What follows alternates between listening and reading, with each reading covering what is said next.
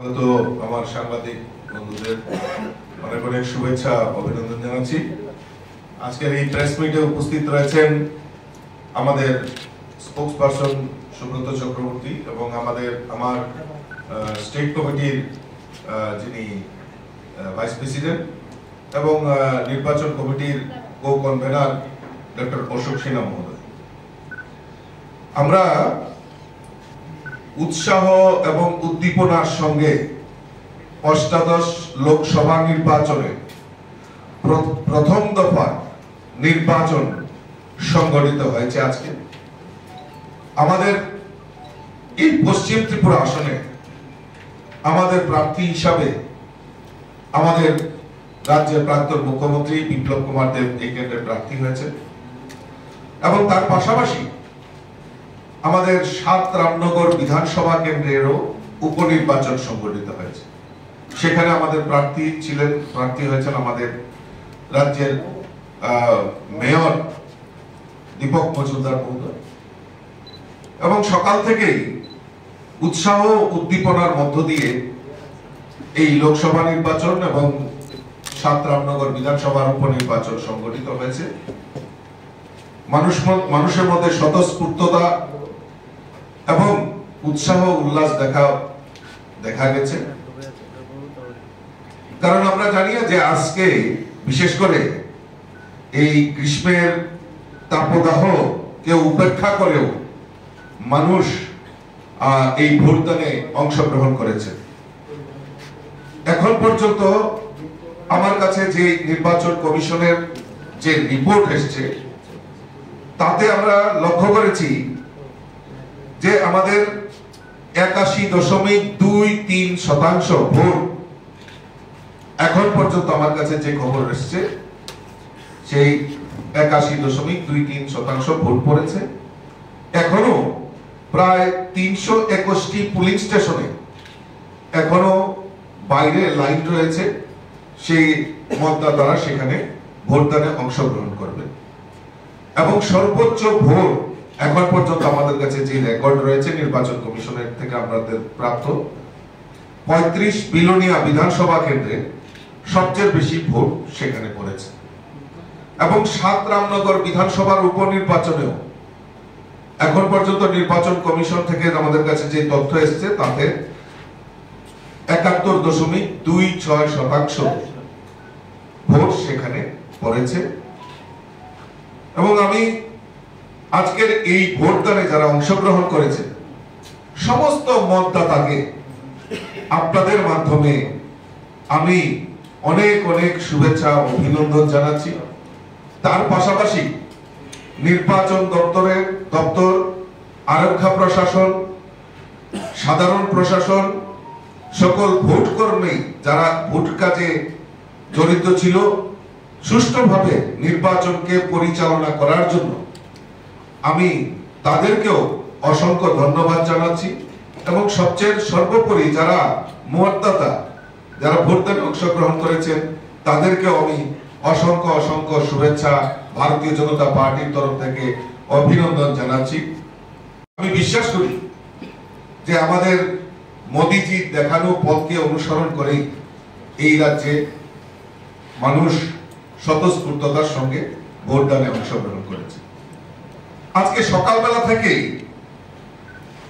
ইন্ডি জোটের প্রার্থী এবং কংগ্রেসের একজন বিধায়ক এবং সিপিএম এর প্রাক্তন রাজ্যের মুখ্যমন্ত্রী ওনারা কিছু ভিত্তিহীন খবর মানুষের সামনে সেটা প্রচার করে যে নির্বাচনের হারটাকে পরাজয়টাকে সুনিশ্চিত করেছে, তাদের কাছে সুনিশ্চিত হয়ে গেছে, তাদের এই জোটকে মানুষ প্রত্যাখ্যান করেছে। ২০২৩-এর বিধানসভা নির্বাচনে তাদেরকে এই রাজ্যের মানুষ প্রত্যাখ্যান করেছে। তো তাদের পরাজয় নিশ্চিত ভেবে তারা এই শাসক দলকে হেয় প্রতিপন্ন করার জন্য মানুষের কাছে বিভ্রান্তিকর খবর ছড়ানোর প্রয়াস করেছে তারা।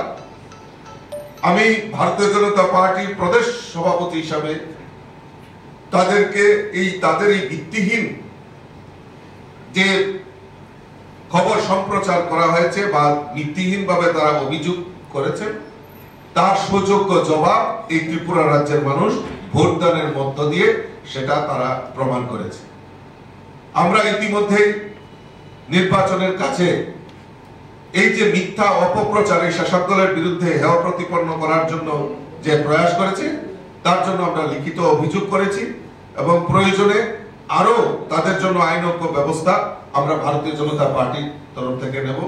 মিথ্যা কথা বলে বিভ্রান্ত করে মানুষকে ত্রিপুরা রাজ্যে যেভাবে বিগত দিনে ঠকিয়ে আসছে, মনে করেছেন এখনো তারা বৈতরণী পার হওয়ার জন্য সেই মিথ্যার আশ্রয়কে নির্ভর করে, কারণ তাদের কাছে তাদের মাটি মানে পায়ের নিচে মাটি সরে গেছে, তারা জানে তাদের দলের ভূমিকম্প হয়েছে।